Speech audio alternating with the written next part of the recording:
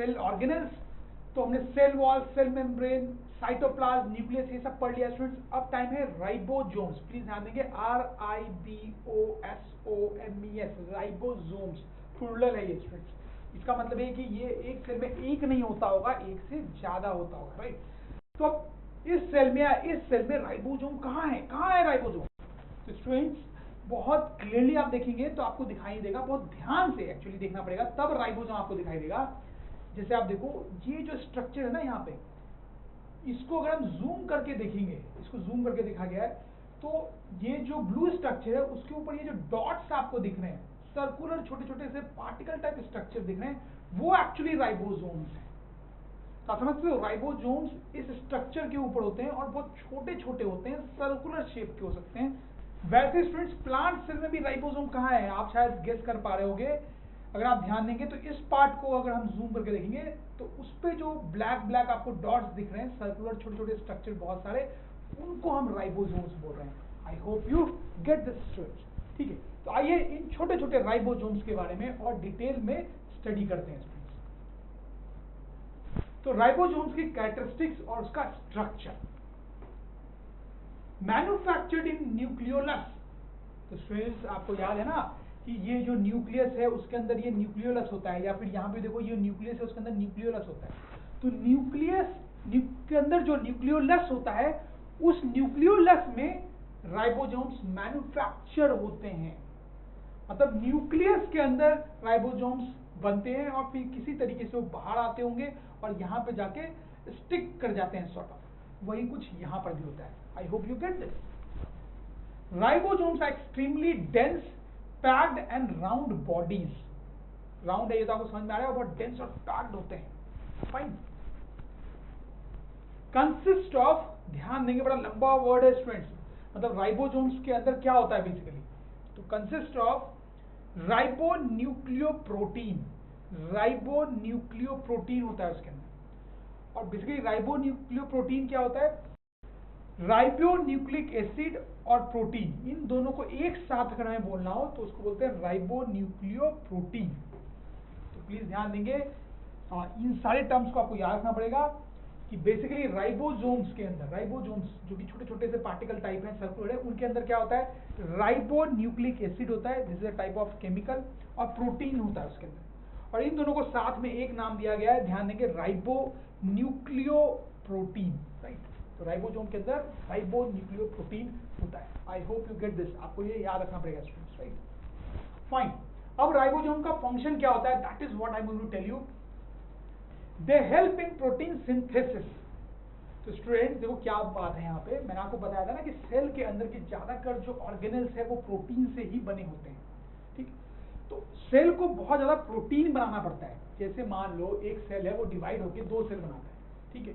तो इस सेल में जितने प्रोटीन थे, अब दो सेल हो गए, तो अमाउंट ऑफ प्रोटीन जो हमें चाहिए वो डबल होगा, राइट। तो ये एक्स्ट्रा प्रोटीन कहाँ से आता है? तो स्टूडेंट्स क्या होता है कि जो सेल है वो प्रोटीन सिंथेसिस करता है, मतलब वो प्रोटीन बनाता है। वही टर्म यहाँ पे यूज किया गया, प्रोटीन सिंथेसिस। तो ribosomes help in protein synthesis. तो सेल के अंदर प्रोटीन बनाने का एक प्रोसेस होता है, उस प्रोसेस में राइबोसोम्स हेल्प करते हैं। ठीक है, समझ में आ रही बात? क्यों सेल के अंदर प्रोटीन बनाने का प्रोसेस होता है, ये भी आपको समझ में आ रहा होगा, क्योंकि सेल जो है वो तो प्रोटीन का ही बना हुआ है ना। तो जब सेल डिवीजन आप करोगे तो आपको एडिशनल प्रोटीन चाहिए होगा, तो सेल ही वो एडिशनल प्रोटीन बनाता है। I hope you get this. Okay, ribosomes help in protein synthesis, hence they are called protein factories of the cell. तो उसको प्रोटीन फैक्ट्री बोलते हैं सेल का। ये बड़ा इंपॉर्टेंट क्वेश्चन होता है एग्जाम्स में कि which cell organelle is called a protein factory of cell. तो आपको पता है आंसर क्या करना है, राइबोसोम्स, राइट। फाइन स्टूडेंट्स, तो that is all about ribosomes. अब आगे बढ़ते हैं, नेक्स्ट सेल ऑर्गेनल जिसका हम पढ़ने वाले हैं, दैट इज कॉल्ड, ध्यान देंगे इसका लंबा सा नाम है endoplasmic reticulum. Please note the spelling, वहां पे आप गलती करोगे, इंडोप्लाज्मिक रेटिकुलम। तो स्टूडेंट्स वो कहाँ है इन सेल में, कहाँ है, देखो मैं आपको बताता हूँ। ये जो कॉम्प्लिकेटेड सा स्ट्रक्चर है जिसपे आपकी बहुत देर से शायद ध्यान हो, क्योंकि जब मैंने न्यूक्लियस बनाया था तो भी उसके राउंड ये बना रखा था, और आपको पता है राइबोसोम्स उसके ऊपर चिपके हुए होते हैं, राइट। तो आप बहुत देर से सोच रहे होंगे ये स्ट्रक्चर क्या है, ये है इंडोप्लाज्मिक रेटिकुलम। यहाँ पर भी आप देख सकते हो वैसा ही कुछ स्ट्रक्चर यहाँ पे आपको रेड में दिख रहा है, दैट इज इंडोप्लाज्मिक रेटिकुलम। तो आइए इसके बारे में हम स्टडी करते हैं। इंडोप्लाज्मिक रेटिकुलम, शॉर्ट में इसको ER लिखा जा रहा है, ऑब्वियसली उसका स्ट्रक्चर क्या होता है आप ध्यान देंगे। उससे पहले मैं आपको बताऊं कि जो नाम है इंडोप्लाज्मिक रेटिकुलम वो कैसे आया है। इंडो मतलब इनसाइड, प्लाज्मिक मतलब साइटोप्लाज्म, रेटिकुलम मतलब नेटवर्क, राइट। इंडोप्लाज्मिक रेटिकुलम मतलब इनसाइड साइटोप्लाज्म नेटवर्क, ऐसे आप इसको इंटरप्रेट कर सकते हो।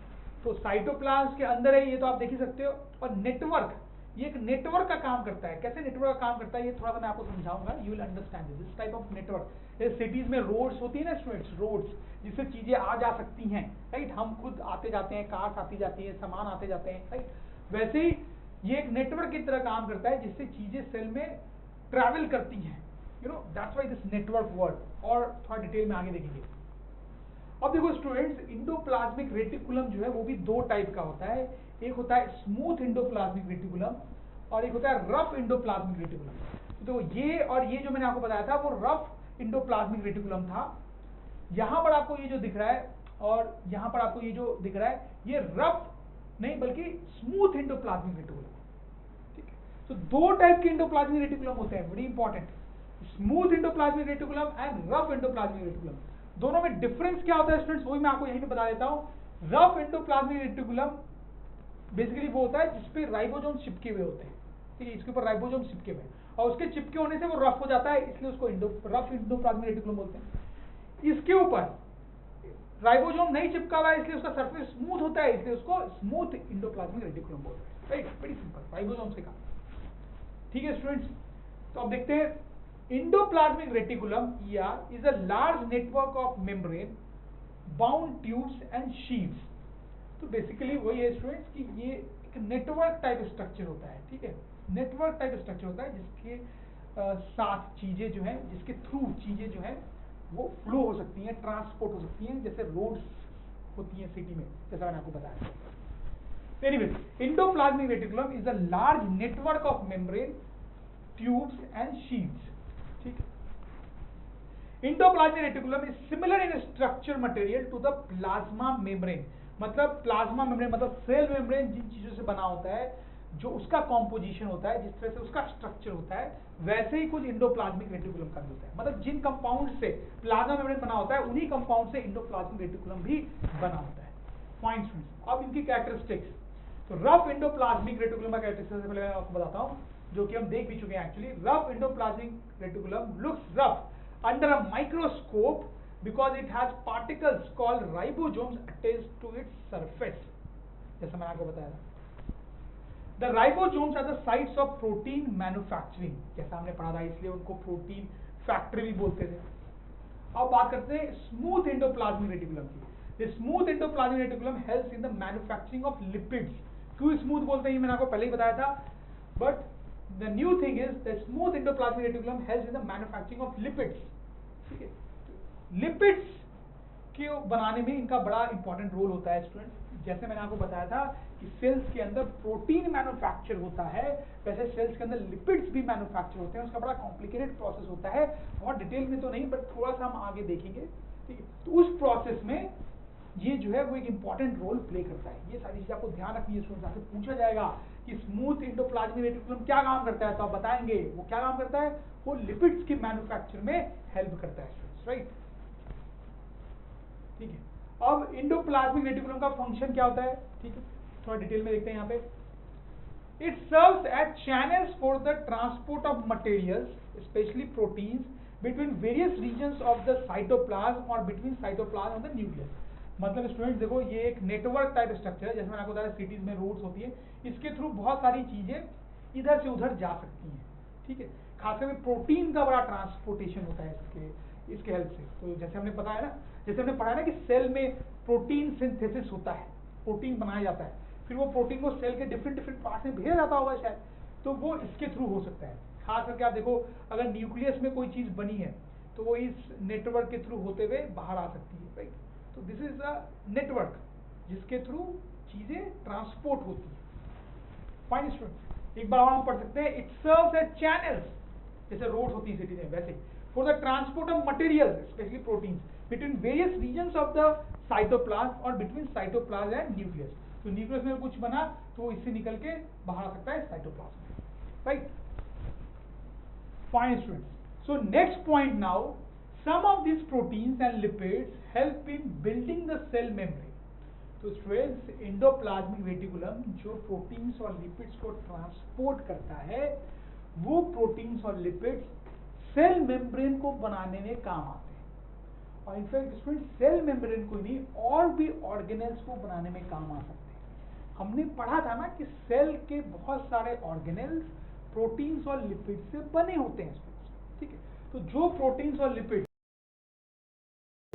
ये ट्रांसपोर्ट कर रहा है, उनका इस्तेमाल ऑब्वियसली उन ऑर्गेनेल्स को बनाने में हो सकता है, खासकर सेल मेम्ब्रेन को बनाने में। वही बोला जा रहा है, some of these proteins which are transported by endoplasmic reticulum and lipids help in building the cell membrane, and this process is known as membrane biogenesis.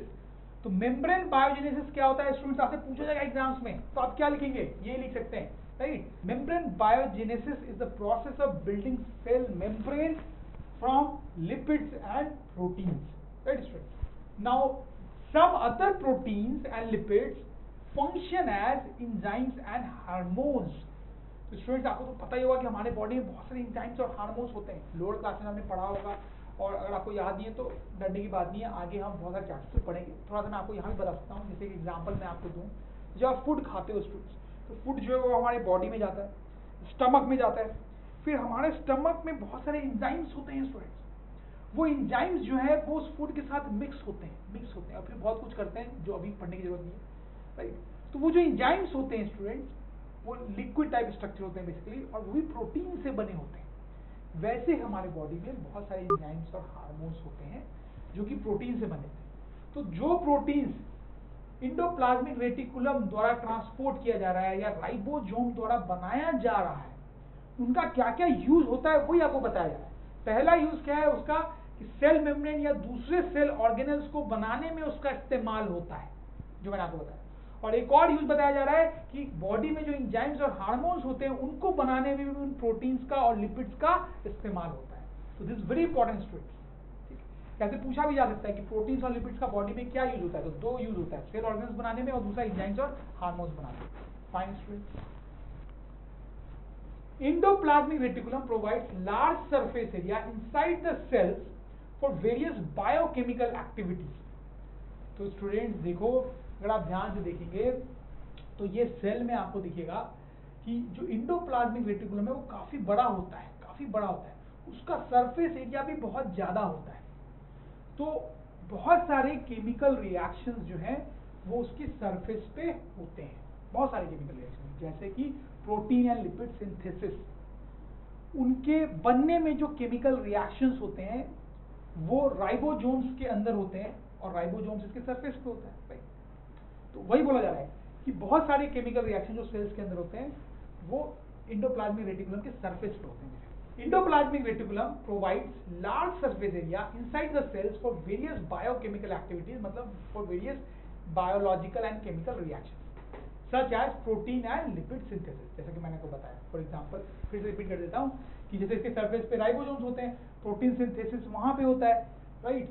तो राइबोसोम्स में जो बहुत सारे केमिकल रिएक्शंस हो रहे हैं प्रोटीन सिंथेसिस के लिए, वो कहाँ पे हुए, इसके सरफेस पे ही हुए ना, एंडोप्लाज्मिक रेटिकुलम पे। तो वही सब बोला जा रहा है। I hope you get this. Moving to the next point, तो ये पॉइंट जो है वो थोड़ा सा कॉम्प्लिकेटेड है, इस पर आपको ज्यादा ध्यान देने की जरूरत नहीं है, लेकिन बुक्स में, आपके लेवल की बुक्स में जो है लिखा होता है, इसलिए मैंने यहाँ पे इसको लिया है ताकि आप अगर बुक्स पढ़े तो आपको ये ना लगे कि आपने कोई चीज मिस कर दी है, राइट। इसको समझने से पहले स्टूडेंट्स यहाँ पे कुछ टफ टर्म्स यूज किए गए हैं जिसको हमें समझना जरूरी है।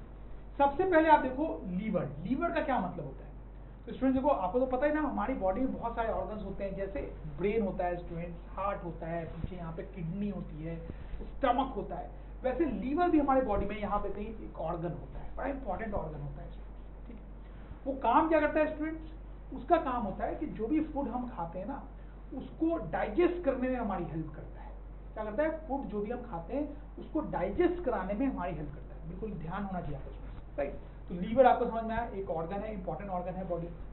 लीवर सेल्स, इसका क्या मतलब है, तो स्टूडेंट्स हमारी पूरी बॉडी तो सेल्स की बनी हुई, इसका मतलब कोई ऑर्गन भी ले ले बॉडी में तो वो भी सेल्स का ही बना हुआ होगा, राइट? पूरी बॉडी सेल्स की बनी हुई है। तो अगर हम ब्रेन की बात करें तो किस चीज़ से बना है? बहुत सारे छोटे छोटे सेल्स की, ठीक। अगर हम हार्ट की बात करें तो वो भी बना हुआ है बहुत सारे छोटे छोटे सेल्स की, ठीक। वैसे अगर हम लीवर की बात करते हैं तो वो भी बहुत सारे छोटे छोटे सेल्स से बना होता है। तो लीवर सेल्स का मतलब है वही सेल्स, ठीक। अब नेक्स्ट टर्म देखते हैं। नेक्स्ट टर्म है यहाँ पे आप देखो स्टूडेंट्स बैकबोन। बैकबोन का मतलब क्या होता है स्टूडेंट्स? देखो आपको पता है ना पीछे एक बैकबोन होती है हमारी। जैसे आप अगर ह्यूमन स्केलेटन देखोगे तो ये जो आपको दिख रहा है वो बैकबोन है, ठीक है। बहुत सारे एनिमल्स का स्केलेटन आप देखोगे तो आपको बैकबोन दिखाई देगा। जैसे देखो इस एनिमल में आपको बैकबोन दिखाई दे रहा है, इस एनिमल में भी आपको बैकबोन दिखाई दे रहा है। तो बहुत सारे एनिमल्स के बैकबोन होती है, लेकिन कुछ एनिमल्स ऐसे भी होते हैं जिनकी बैकबोन नहीं होती है। जैसे ये एनिमल है, इसका बैकबोन नहीं होता है, ये एनिमल है, इसका बैकबोन नहीं होता है। समझ में आपको बैकबोन की कहानी? कुछ एनिमल्स में होती है, कुछ में नहीं होती है, हम में होती है। अब दूसरा टर्म आपको बता रहा हूं वर्टिब्रेट्स। ध्यान देंगे, स्पेलिंग पे ध्यान देंगे, VERTEBRATS, वर्टिब्रेट्स। तो वैसे एनिमल्स स्टूडेंट जिनमें बैकबोन होती है उनको बोलते हैं वर्टिब्रेट्स।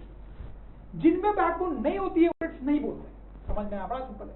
तो हम ह्यूमन बीइंग्स, क्या हम वर्टिब्रेट्स हैं? बिल्कुल हैं स्टूडेंट्स, आपको समझ में आ रही है, ठीक है। अब पढ़ते हैं यहाँ पे क्या बोला जा रहा है। तो यहाँ पे बेसिकली ये बोला जा रहा है कि जो वर्टिब्रेट्स होते हैं हमारे जैसे जिनकी बैकबोन होती है, उनमें जो लीवर होता है, लीवर, ठीक है, उस लीवर के जो सेल्स होते हैं, सेल्स, ठीक है, उन सेल्स में भी ये स्मूथ एंडोप्लाज्मिक रेटिकुलम होता है, ठीक है, स्मूथ एंडोप्लाज्मिक रेटिकुलम होता है। और वो क्या काम करता है कि आपको तो पता ही है कि लीवर ओवरऑल डाइजेशन में हेल्प करता है। तो लीवर के सेल का जो स्मूथ एंडोप्लाज्मिक रेटिकुलम है, वो जो भी चीज हम खाते हैं उसमें अगर कुछ पॉइजनस सब्सटेंस है तो उससे हमें बचाने में हेल्प करता है, उस पॉइजन को कट करने में हेल्प करता है, उसको डिटॉक्सिफाई करने में हेल्प करता है ये स्मूथ एंडोप्लाज्मिक रेटिकुलम। देखो वही यहाँ पे लिखा हुआ है। In liver cells of the group of animals called vertebrates like us, smooth endoplasmic reticulum plays a crucial role in detoxifying many poisons and drugs which we actually eat. समझ में आ रही है? थोड़ी सी कॉम्प्लिकेटेड बात है, अगर समझ में ना आए तो आप वीडियो को रिवाइंड करके देख सकते हो। यही तो फायदा है वीडियो से पढ़ने का, राइट? आप जितनी बार चाहे देख सकते हो। और फिर भी ना समझ में आए तो कोई ज़्यादा टेंशन लेने की जरूरत नहीं है, क्योंकि ये इंपॉर्टेंट चीज़ नहीं है। फिर भी एक बात सिंपल टर्म्स में आपको बता देता हूँ कि क्या मैं बताने की कोशिश कर रहा था। जैसे कि बात यहाँ पे हो रही है वर्टिब्रेट्स की, वैसे एनिमल जिनकी बैकबोन हो, ठीक है, बाकी सबकी, ठीक है।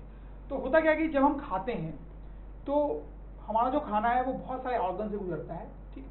तो लीवर भी एक इंपॉर्टेंट ऑर्गन है हमारी बॉडी में, वो जो भी हम खाते हैं उसको डाइजेस्ट करने में हमारी हेल्प करता है, ठीक है। तो लीवर भी सेल से बना होता है। उस सेल में जो स्मूथ एंडोप्लाज्मिक रेटिकुलम होता है, ठीक है, वो जो भी चीज हमने खाई है उसमें अगर कोई पॉइजनस चीज है तो उससे हमें बचाने में हेल्प करता है। समझ आई बात? ये कहानी है। कैसे हेल्प करता है कैसे नहीं, वो बहुत लंबी स्टोरी है, उसको बताने मुझे घंटे लगेंगे, तो वो अभी आपको जानने की जरूरत नहीं है, वो आपके सिलेबस में नहीं है। अगर जितना मैंने आपको बताया उतना आपने जान लिया तो आपका काम बहुत अच्छे से हो जाएगा। आई hope you understand it. In fact ये जो चैप्टर है ये हायर क्लासेस में बहुत लंबा चैप्टर होता है, बहुत ही लंबा चैप्टर, घंटों घंटों, आप चाहो तो उसको डिटेल में पढ़ा दो तो 50 घंटे तक पढ़ सकते हो। लेकिन यहाँ पे हम उतनी चीज़ों पर फोकस कर रहे हैं स्टूडेंट जो हमारे सिलेबस में है। अभी आप ज़्यादा चीज़ पढ़ोगे, आपके पास उतना टाइम नहीं है, अपना टाइम वेस्ट करोगे, मतलब नहीं, ठीक है। चलो आगे बढ़ते हैं स्टूडेंट्स।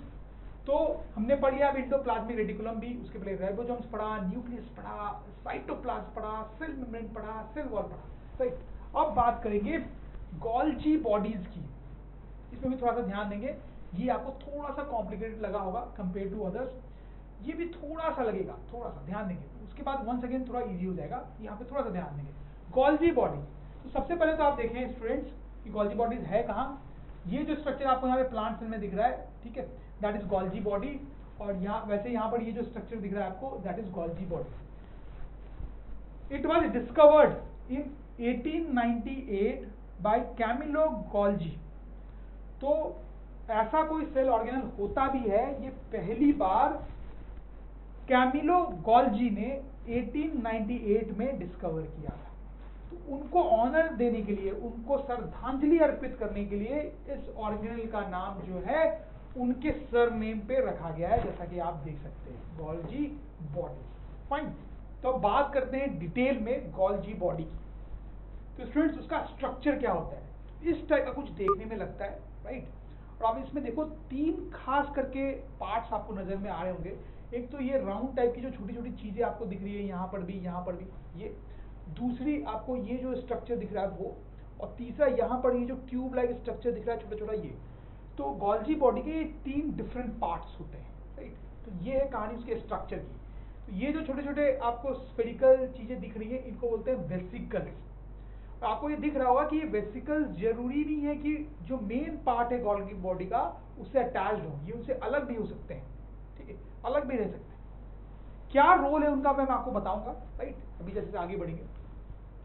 अच्छा, ये जो पार्ट है स्टूडेंट्स इसको बोलते हैं सिस्टर्न, और ये जो ट्यूब लाइक स्ट्रक्चर्स है उनको बोलते हैं tubules. So this is the basic structure of Golgi body. Fine, अब उसके कैरेक्टरिस्टिक्स देखते हैं कुछ। Golgi body is also known as Golgi complex और Golgi apparatus। तो एक ही चीज के 3 डिफरेंट नाम है जो आपको क्लियर होने चाहिए। Golgi body, Golgi complex and Golgi apparatus। Don't get confused, all 3 mean the same। It consists of membrane bound structure arranged parallel to each other। तो जैसा कि आप देख सकते हैं कि मेन पार्ट इसका यही दिख रहा होगा आपको, ठीक है, जिसका नाम सिस्टर्न मैंने आपको बताया था, ठीक है। तो ये जो है ये भी बहुत कम अमाउंट में आप देखो, और ये जो ट्यूब्यूल्स हैं ये भी कम अमाउंट में है। मेन जो है वो ये वाला पार्ट है, तो इसके बारे में बोला जा रहा है it consist of membrane bound structure. इसके बारे में बोला जा रहा है arrange parallel to each other. देखो ये सब एक दूसरे के सॉर्ट ऑफ पैरेलल आपको लग रहे होंगे, वही बात बोली जा रही है, राइट। फंक्शन, अब ये काम क्या करता है students, that is very important. They store, modify, package and dispatch the substances like proteins and lipids। तो बेसिकली प्रोटीन्स और लिपिड्स से कुछ लेना देना है इस गोल्जी बॉडी का। क्या लेना देना है मैं आपको समझाता हूँ स्टूडेंट्स। तो जैसे देखो हमने पढ़ा है कि प्रोटीन्स और लिपिड्स जो है वो राइबोसोम में बनते हैं फॉर एग्जांपल, राइट। तो होता क्या है कि राइबोसोम हो सकता है बड़ा सिंपल टाइप का प्रोटीन और लिपिड बनाता हो, लेकिन हमारे बॉडी में बहुत कॉम्प्लिकेटेड टाइप के प्रोटीन्स और लिपिड्स की भी जरूरत होती है। तो देखो यहाँ पे क्या होता है, मैं आपको समझाने की कोशिश करता हूँ कि सपोज करो ये गोल्जी बॉडी है, ठीक है। अब राइबोसोम में अगर कोई प्रोटीन या लिपिड बना है या किसी और ऑर्गेनेल में प्रोटीन या लिपिड बना है, तो इस गोल्जी बॉडी के जो वेसिकल्स होते हैं ये वेसिकल्स उस प्रोटीन्स और लिपिड्स को वहां से पिक करते हैं और उस प्रोटीन और लिपिड्स को यहाँ लेके आते हैं। समझ में आई बात। फिर वो प्रोटीन्स और लिपिड्स यहाँ पे कुछ दिन तक स्टोर रहते हैं, और जब ये स्टोर रहते हैं तो उन प्रोटीन्स लिपिड्स से और कॉम्प्लिकेटेड कंपाउंड्स बनाए जाते हैं और कॉम्प्लिकेटेड प्रोटीन्स और लिपिड्स बनाए जाते हैं जो हमारे बॉडी के लिए जरूरत है। समझ में आ रही बात। तो उन प्रोटीन्स और लिपिड्स का कई बार बहुत मेजर चेंजेस, तो उन प्रोटीन्स और लिपिड्स पे कई बार यहाँ पे मेजर चेंजेस होते हैं और कई बार थोड़े मोड़े चेंजेस होते हैं, और कई बार होता है चेंज ना हो सिर्फ ये इसको स्टोर भी कर ले। उसके बाद जब राइट टाइम आता है तो वंस अगेन वेसिकल्स के माध्यम से गोल्जी बॉडी जो नए प्रोटीन्स या लिपिड्स बने हैं उनको यहां से डिस्पैच करता है, और अब ये वेसिकल्स इनको लेके जाएंगे वहां पर जहां पर उनकी जरूरत है, सेल के दूसरे उस पार्ट पे जहां पर इनकी जरूरत है। तो इस तरीके से आप देख सकते हो गोल्जी बॉडी बड़ा इंपॉर्टेंट काम करता है। प्रोटीन्स और लिपिड्स को लेता है और उनसे ज्यादा कॉम्प्लिकेटेड मॉलिक्यूल्स और सब्सटेंसेस बना के फिर उनको वहां डिस्पैच कर देता है जहां पे उनकी जरूरत है। और इसमें वेसिकल्स का बहुत इंपॉर्टेंट रोल है, वही ट्रांसपोर्टेशन का काम यहाँ पे कर रहे हैं, जैसा कि आपको समझ में आ रहा होगा, राइट। तो स्टूडेंट्स अब आप देखिए यहाँ पे क्या लिखा हुआ था, they store, modify, package and dispatch the substances like proteins and lipids. अब इस स्टेटमेंट का पूरा मतलब आपको समझ में आ गया होगा। तो गोल्जी बॉडी बड़ा इंपॉर्टेंट पार्ट होता है सेल का और बहुत ही इंपॉर्टेंट काम करता है। तो अब देखते हैं स्टूडेंट्स गोल्जी बॉडी के फंक्शंस। तो पहला फंक्शन क्या है, ऐसे तो मैंने आपको बता ही दिया है more less, but once again it also helps in producing complex sugar from simple sugar. तो जैसे स्टूडेंट्स मैंने आपको बताया कि सिंपल प्रोटीन को लेके वो कॉम्प्लिकेटेड प्रोटीन बनाता है, उसी तरह से it also helps in producing complex sugar from simple sugar. उसी तरह से सिंपल टाइप का शुगर वो लेता है, फिर उसका फॉर्म चेंज करता है जिससे कॉम्प्लिकेटेड टाइप का शुगर बनता है, फिर उसको जहां चाहिए वहां पर डिस्पैच कर देता है, ठीक। Glucose to starch. तो जैसे बताया भी गया है यहाँ पे कि ग्लूकोज जो है वो सिंपल टाइप का शुगर होता है और स्टार्च जो होता है वो कॉम्प्लिकेटेड टाइप का शुगर होता है। तो गोल्जी बॉडी क्या करता है, सिंपल शुगर जैसे कि ग्लूकोज को लेता है और कॉम्प्लिकेटेड चीज यानी जैसे कि स्टार्च उसको बनाता है, right. They help in formation of lysosomes. तो स्टूडेंट्स लाइसोसोम्स क्या होता है? लाइसोसोम एक सेल ऑर्गेनल है जो कि हमारे लिस्ट में है भी स्टूडेंट, जो सेल ऑर्गेनल की लिस्ट हमने बनाई है ना उसमें, तो इसके बारे में थोड़ी देर पढ़ेंगे भी। तो ये जो गोल्जी बॉडी है वो लाइसोसोम के फॉर्मेशन के लिए रिस्पॉन्सिबल होता है। अभी ये बात आपको बहुत अच्छे से समझ में नहीं आएगी, जब लाइसोसोम पढ़ेंगे तब आपको अच्छे से समझ में आएगी, तो थोड़ा सा आप पेशेंस रखें, right students. If Golgi body is removed, there will be no complex molecule formation or no transportation of protein. बहुत इंपॉर्टेंट बात है स्टूडेंट्स, क्या बोला जा रहा है? क्योंकि गोल्जी बॉडी, गोल्जी अपरेटस ना हो तो कॉम्प्लेक्स प्रोटीन हमारे बॉडी में नहीं बन पाएगा। क्योंकि मैंने आपको बताया ना कि गोल्जी बॉडी क्या करता है, ये वेसिकल्स के द्वारा सिंपल प्रोटीन को अपने तक लाता है, फिर उससे कॉम्प्लिकेटेड प्रोटीन बना के उसको डिस्पैच करता है। तो अगर ये नहीं हो तो कॉम्प्लिकेटेड प्रोटीन हमारे बॉडी में नहीं बन पाएगा और स्टूडेंट्स हम सर्वाइव नहीं कर पाएंगे, क्योंकि हमारी बॉडी को कॉम्प्लिकेटेड प्रोटीन चाहिए होता है, right. So if Golgi body is removed there will be no complex molecule formation और no transport of protein, right. Okay students, तो अब गोल्जी बॉडी की भी बात हो चुकी है, अब हम बात करेंगे लाइसोसोम्स की। और आपको याद होगा स्टूडेंट्स कि हमने देखा था कि लाइसोसोम की फॉर्मेशन के लिए कौन रिस्पॉन्सिबल होता है? Golgi body, right. तो चलो एनीवे लाइसोसोम से फोकस करते हैं। तो लाइसोसोम आपको दिख रहा है क्या कहीं इसमें? अभी आपको दिख रहा होगा, लेकिन आपको पता ही नहीं है ना कौन लाइसोसोम है, तो मैं आपको बताता हूँ। अब देखो ये छोटा सा स्ट्रक्चर यहाँ प्लांट सेल में, दैट इज लाइसोसोम, और यहाँ पर ये छोटा सा स्ट्रक्चर या यहाँ पर भी छोटा सा स्ट्रक्चर है, दीज आर लाइसोसोम्स। तो लाइसोसोम बहुत छोटे साइज के होते हैं, जैसा कि आप देख सकते हैं। स्ट्रक्चर कैसा स्ट्रक्चर होता है उसका, तो आप देख ही सकते हैं, सर्कुलर टाइप का होता है, छोटा सा होता है। They consist of digestive enzymes enclose in a membrane, ठीक है। तो बेसिकली क्या होता है कि स्फेरिकल स्ट्रक्चर होता है और इसके अंदर एक डाइजेस्टिव एंजाइम होता है। डाइजेस्टिव एंजाइम बोलने का मतलब कि एक ऐसा लिक्विड होता है जो किसी चीज को डाइजेस्ट कर सकता है, किसी फूड जैसी चीज को डाइजेस्ट कर सकता है, राइट। तो बड़ा सिंपल सा स्ट्रक्चर होता है लाइसोसोम का। एक मेम्ब्रेन होती है बाहर, मेम्ब्रेन जिसको क्या बोला जा रहा है, लाइसोसोमल मेम्ब्रेन, और उसके अंदर एक डाइजेस्टिव एंजाइम होती है। वेरी सिंपल स्ट्रक्चर, ठीक है। यही मेन चीज है इसके स्ट्रक्चर में। Characteristics formed by Golgi bodies, जैसा कि मैंने आपको बताया था। तो लाइसोसोम की फॉर्मेशन में स्टूडेंट्स गोल्जी बॉडी ही नहीं बल्कि इंडोप्लाज्मिक रेटिकुलम भी इन्वॉल्व होता है, उसको मैं लिख भी दूंगा। तो ऐसे तो इसका फॉर्मेशन काफी कॉम्प्लिकेटेड होता है, लेकिन अगर मैं बहुत सिंप्लीफाई करके आपको बताना चाहूं तो कुछ ऐसा होता है। देखो आपको तो पता है कि गोल्जी बॉडी में क्या होता है, वेसिकल्स डिफरेंट सब्सटेंसेस लेके इस तक पहुंचते हैं। तो होता क्या है कि लाइसोसोम के अंदर जो डाइजेस्टिव एंजाइम है जिसकी बात हमने की थी, वो इंडोप्लाज्मिक रेटिकुलम में बनता है। क्या बनता है? इंडोप्लाज्मिक रेटिकुलम में। फिर वेसिकल्स के द्वारा वो डाइजेस्टिव एंजाइम गोल्जी बॉडी तक आता है। गोल्जी बॉडी उसको स्टोर करता है और थोड़ा सा मॉडिफाई करता है, समझ रहे मेरी बात? उसके बाद गोल्जी बॉडी का ही वेसिकल उस डाइजेस्टिव एंजाइम को लेके निकल जाता है और फिर ये सेल के साइटोप्लाज्म में फ्लोट होता रहता है। तो वही बाद में जाके लाइसोसोम कहलाता है। समझ में आ रही बात? हालांकि मैंने बहुत सिंप्लीफाई करके आपको बताया है, लेकिन ऐसा ही कुछ इसी टाइप से कुछ होता है। आपको समझ में आई आपकी बात स्टूडेंट्स लाइसोसोम की? Let's move ahead. They are membrane bound sacs, small and spherical in shape. ये तो आपको समझ में आ रहा है, कोई डाउट की बात नहीं है। सैक्स का मतलब आपको पता नहीं है तो it means a bag like structure, a container like structure. जैसे मैंने यहाँ पे लिखा भी है, सैक इज हॉलो स्पेस और अ कंटेनर लाइक स्ट्रक्चर। ठीक, तो बेसिकली ये कंटेनर लाइक स्ट्रक्चर, एक बैग लाइक स्ट्रक्चर जिसके अंदर डाइजेस्टिव एंजाइम है। दे कंटेन डाइजेस्टिव एंजाइम्स, जो कि हमें पता ही है, फॉर्म्ड बाय इंडोप्लाज्मिक रेटिकुलम, जो कि मैंने आपको थोड़ी देर पहले ही बताया। अब लाइसोसोम का फंक्शन क्या होता है students? Look at this, this is important, आपसे पूछा जाएगा। Lysosomes remove worn out and poorly working cell organelles. देखो स्टूडेंट, जैसे किसी मशीन में अगर कोई पार्ट खराब हो जाए तो क्या करते हैं, उसको हटाना पड़ता है ना। वैसे स्टूडेंट्स आप सोचो कि सेल में कितने सारे ऑर्गेनल्स होते हैं, कुछ के बारे में हमने पढ़ा है, कुछ के बारे में और पढ़ेंगे। अगर कोई सेल ऑर्गेनल खराब हो जाए तो क्या करना पड़ेगा, उसको रिमूव करना पड़ेगा। तो स्टूडेंट्स लाइसोसोम का यही काम होता है।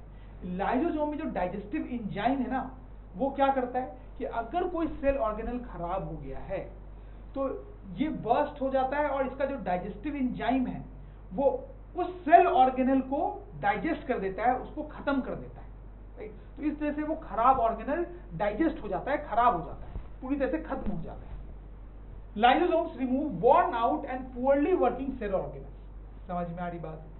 Thus lysosomes help to keep the cell clean.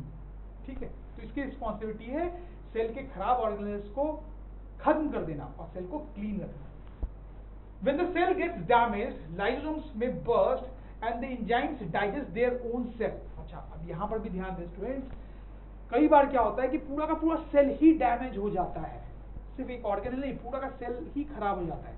तो उस केस में जितने भी लाइसोसोम्स है सेल के अंदर वो सब बर्स्ट कर जाते हैं. तो उनका जो एंजाइम है वो पूरे सेल में फैल जाता है और पूरे सेल को ही खत्म कर देता है. समझ में आई बात? तो वही लिखा गया है, when the cell gets damaged तो उसकी बॉडी में जरूरत नहीं है, तो लाइसोसोम में burst and the enzymes digest their own cell. समझ में आई बात स्टूडेंट्स? इसीलिए स्टूडेंट्स लाइसोसोम्स को सुसाइड बैग ऑफ सेल भी बोलते हैं. मतलब सेल को अगर मरना है तो क्या होगा, लाइसोसोम बर्स्ट करेगा और पूरे सेल को डाइजेस्ट कर देगा. ठीक है, suicidal bag of cell. Fine students, तो अब लाइसोसोम भी हमने पढ़ लिया है, तो बहुत सारे ऑर्गेनल्स के बारे में हमने पढ़ लिया है. आप थोड़ा रिकॉल करो, बहुत आगे आ गए इस चैप्टर में. बस देखो 3 ऑर्गेनल्स ही और बचे हैं, राइट? फिर चैप्टर ऑलमोस्ट खत्म सा हो जाएगा हमारा. सेल वॉल हमने पढ़ा था स्टूडेंट्स, आपको याद है? सिर्फ प्लांट में होता है, ये है सेल वॉल, एनिमल में नहीं होता है. सेल मेम्ब्रेन दोनों में होता है, उसके बारे में हमने बहुत कुछ पढ़ा था. साइटोप्लाज्म, ये जो लिक्विड है अंदर, उसमें भी वो साइटोप्लाज्म है, right? Nucleus, this is nucleus, आपको पता ही है. राइबोसोम, कहाँ होते हैं राइबोसोम? बताएं स्टूडेंट्स, बताएं. इंडोप्लाज्मिक रेटिकुलम के ऊपर ये जो डॉट्स आपको दिखाई दे रहे होंगे, जूम करने में खासकर दिखाई देते हैं, दे आर राइबोसोम्स.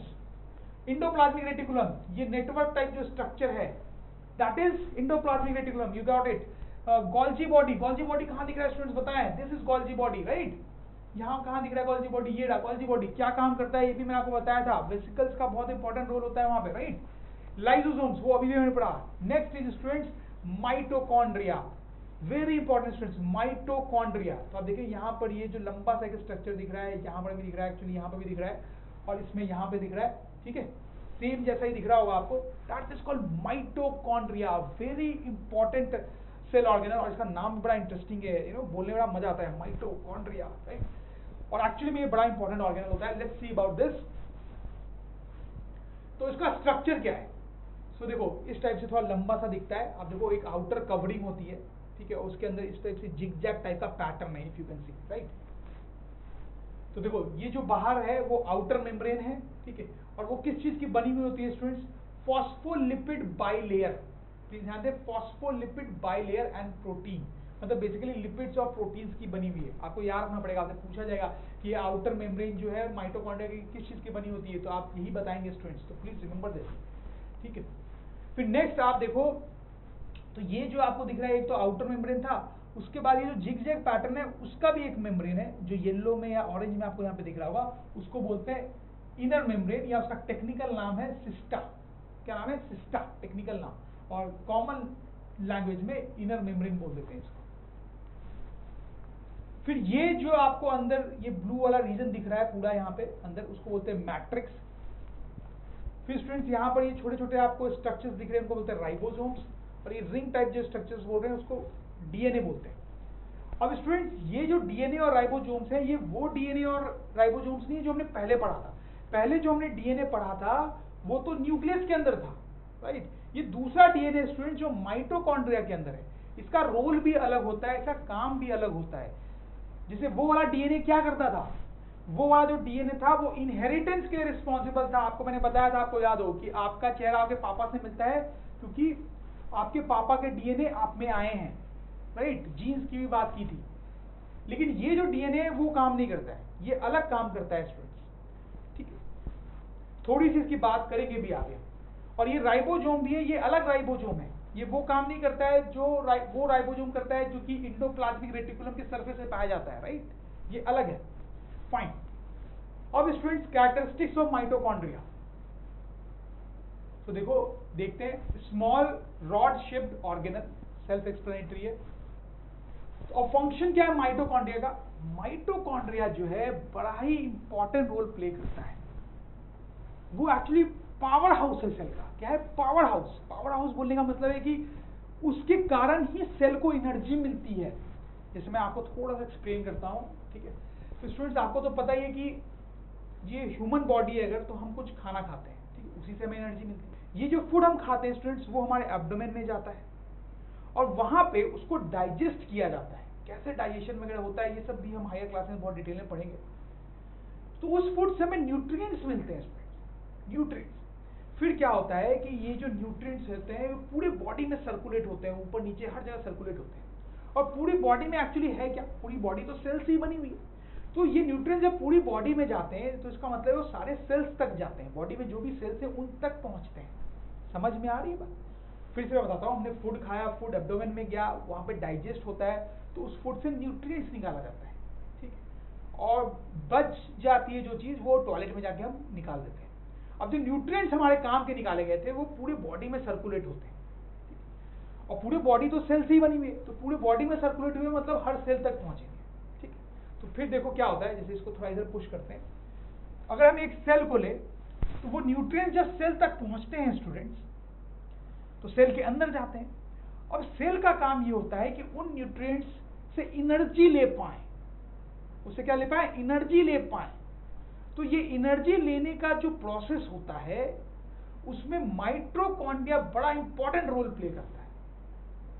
वो इनफैक्ट सबसे इंपॉर्टेंट रोल प्ले करता है उन न्यूट्रिएंट्स से एनर्जी लेने के काम में। समझ रहे बात? यही मेन फंक्शन होता है माइटोकॉन्ड्रिया का, इसलिए मैं इसको बोल रहा था पावर हाउस ऑफ सेल। क्या? पावर हाउस ऑफ सेल, ठीक है। चलो अब थोड़ा सा इसको लिख भी लेते हैं students. They provide energy for the vital activities of living cell. तो वही मैंने आपको बताया था, ठीक है, कि वो जो न्यूट्रिएंट से एनर्जी लेने वाला काम है वो बेसिकली माइटोकॉन्ड्रिया ही करता है, इसी का सबसे इंपॉर्टेंट रोल होता है। तो दे provide energy for the vital activities of living cells. और वो एनर्जी जो सेल को मिलती है उससे सेल की जो भी एक्टिविटीज है वो की जाती है। समझ रहे बात?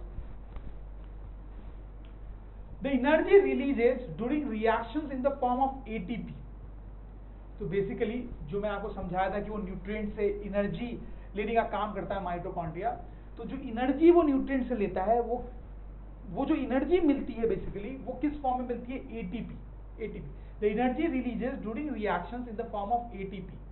तो न्यूट्रिएंट से एनर्जी लेने का काम करता है ये, ठीक है। तो उस प्रोसेस में कई सारी रिएक्शंस होती हैं बेसिकली, और जो एनर्जी निकलती है that is in the form of ATP. ATP बड़ा इंपॉर्टेंट टर्म है, उसका फुल फॉर्म होता है एडिनोसिन ट्राइफॉस्फेट।